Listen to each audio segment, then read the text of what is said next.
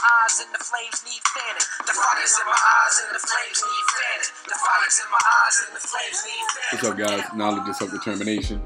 So, this is a video that I've been wanting to do for a long time.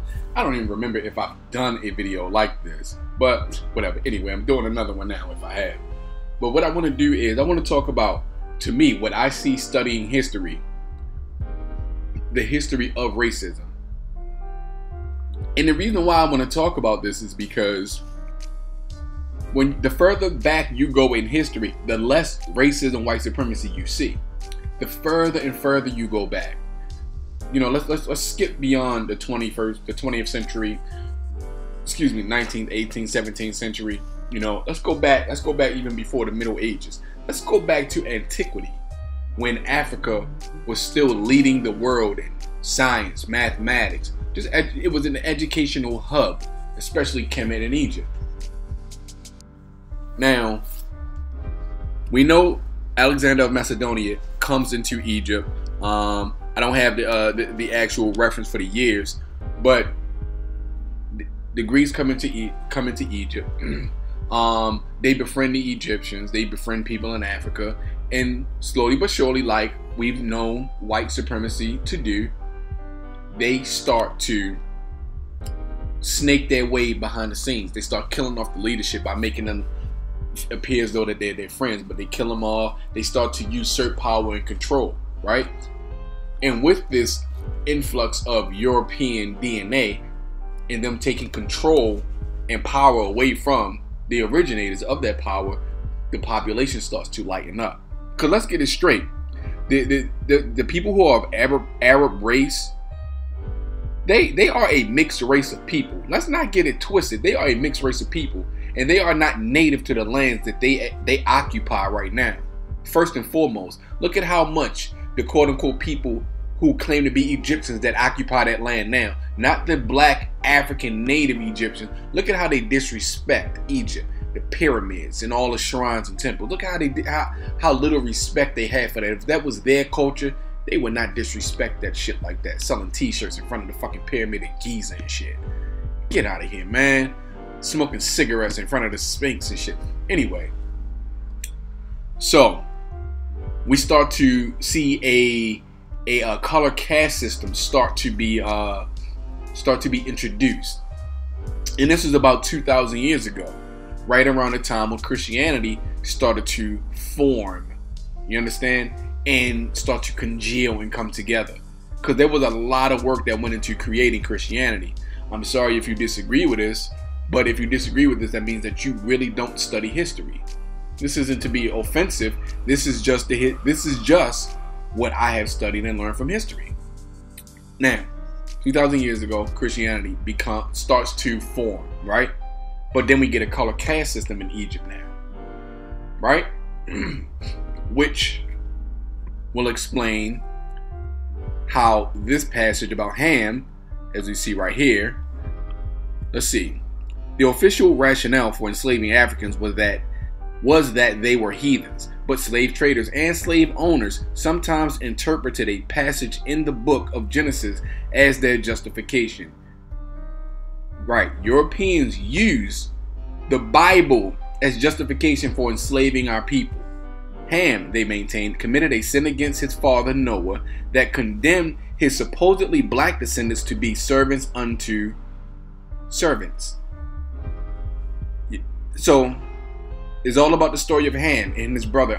Man, I can't remember the brother's name. I apologize for that brain fart. But one son, they were twins. One son was dark skinned, one son was light skinned. The lighter skinned son tricked their drunk father into giving him his blessing, right? Giving him, because it was the darker son that was supposed to receive the blessing from Noah, which i.e. would have been a blessing from God, right? The younger son, or the lighter son, tricked their father into giving him the dark-skinned son's blessing, right? Because the light-skinned son was the one that was going to be condemned, right? So that's how it all happened, if you follow that story. But I believe that the story is a parable. You understand what I'm saying? These two sons of the same father One of these sons was the more righteous. The other was less righteous than the other one, as you can see by him snaking his brother to steal his blessing. You would think God would have been able to catch up on that trickery, but an all-knowing, all-seeing God just pretty much said, fuck it, right? But anyway, this is what they used to justify our enslavement. And then they sold us on the religion that they used to enslave us and justify our enslavement and made us believe that this was our natural place in the world. I'm sorry, but if I say fuck that, I truly mean that. Fuck that shit. If you are a Christian, you are the spiritual prisoners of your oppressor. Plain and simple. But again, we don't see this until Europeans come into Africa and start to usurp power and control. Because these people were so open and giving, they didn't have armies like that, like the types of armies that we see now. You know what I'm saying? It was easy for them because they were friendly and open. They invited people into their nations to teach them, to share with them.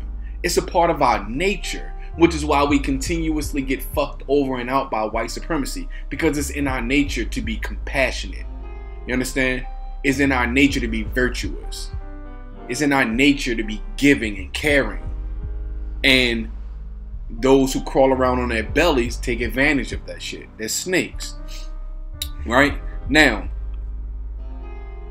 let's see. The period of the Renaissance and Reformation was also the time when Europeans were coming into increasing contact with people of darker pigmentation in Africa, Asia, and the Americas, and were making judgments about them. See, and this is another thing that history, because this is PBS, that history continues to fucking lie about.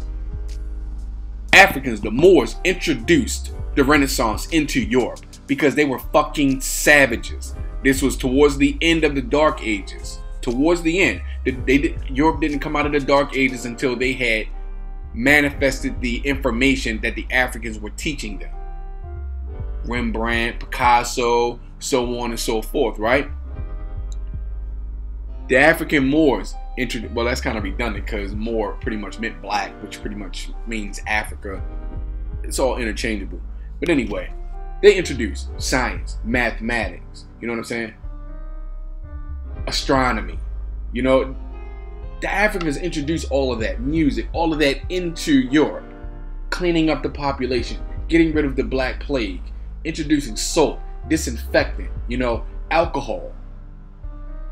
Everything that Europe prides itself on was introduced to them by Africans, right? So we have color caste systems created, you know what I'm saying? Because as the population of Africa and the quote-unquote Middle East start to lighten up, we start to see, this color caste system, right? Now, man, is the king named Owatu? I can't remember his name. But in 1492, one of the last African kings of Spain was driven out of Spain. Or was he driven out of Granada? I think it was either Spain or Granada that he was driven out of. This when King Ferdinand and Queen Isabella came into rule in their respective kingdoms, right?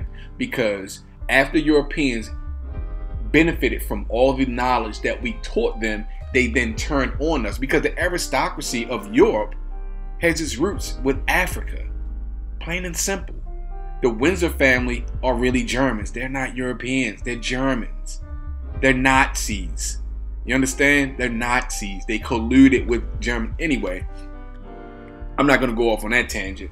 So, we start to see also, and this is another thing too, as Europeans start to travel the world, as they start to mix and intermingle with other races of people, they start to see that 9 months later, the babies don't come back looking like them. They come back looking like the indigenous person that this European had sex with. So I believe that at this time, they compile their information, they come together, have a meeting of the minds, and they start to basically talk about these things. They start to talk about how they had a baby with an African, and the baby came out looking like an African. They had a baby with an Asian person, and the baby came out looking Asian. They're in disbelief at this point in time, because they know, man, if we continue to mix with these other races, that we're gonna fucking go extinct, right? they start to see this. So we have, man, we're not going to talk about Constantine basically decreeing Christianity to be the official religion of the empire, the Roman Empire. We're not going to talk about that. But we are going to talk about Pope Innocent. Pope Innocent, because the Catholic Church pretty much gave their consent to slavery. Pope Innocent, you know, had some captives from slaves working, doing blah, whatever. Yeah, so he pretty much made a decree. Use Africans as your slaves. This is paraphrasing. Use Africans as your slaves. They're strong workers. They're hard workers. So on and so forth. Blah, blah, blah. We all know that black people, Africans, our genetics are different than other people on this planet. They're different. Look at how we dominate sports. Our genetics are different. Now, after chasing the last European king out of Granada, I forget what this Granada or Spain. Somebody please correct me if you know the answer to this. Chasing him out and sending him into hiding, you know, they start to exert their control and power, or what they believe to be their control and power, because of course, you know, once they went into Asia and they started to learn about gunpowder, they formulated a plot to weaponize gunpowder, and that was the beginning of the ending. And from that point forward, they have control, at least in the Western world, all manufacturing of firearms, which is why there are no gun companies like Smith & Wesson or Ruger or Heckler & Koch that are owned by African people, as far as I know, on the fucking planet. But anyway, Pope Innocent, King Ferdinand, Queen Isabella, you know what I'm saying? Christopher Columbus was not fucking Italian. He was a Jew. He was not Italian. Was he even a Spaniard? Was he even a Spaniard? I know he was a European, but anyway. So, they start to formulate this plot against us, right? Because Africa is the greatest continent, the richest continent on the planet. And they coveted Africa because they knew the truth and they understood the truth. But they wanted to put themselves in the place of us, on top of them realizing that we can breed them out of existence. They realized that too. But they also coveted Africa for the mystery schools, which is where we get Freemasonry from. The mystery schools, those ancient mystery lessons and knowledge that still exists, that was hidden in Africa, in Egypt. They coveted all of that. They wanted a part of that, which is why they forced themselves into the pantheon of pharaohs. You understand? When Europeans took over the pharaohship or pharaohhood in Egypt, they broke that chain. These people are the unintended, quote-unquote, pharaohs or Pharisees of Egypt. They broke the chain. They no longer have a blood relation to that land, and none of their descendants do either. These Arab, these mixed looking, if you ever seen a mixed kid, a black and a white kid, could look Puerto Rican, Dominican, Arab. I mean, 1 + 1 still equals 2, right? So anyway, so Pope Innocent pretty much says, yeah, slavery of Africans is cool. Now, before you come onto my channel and talk about other races of people that were slaves, sure, there were slaves in other races. There were slaves in other cultures.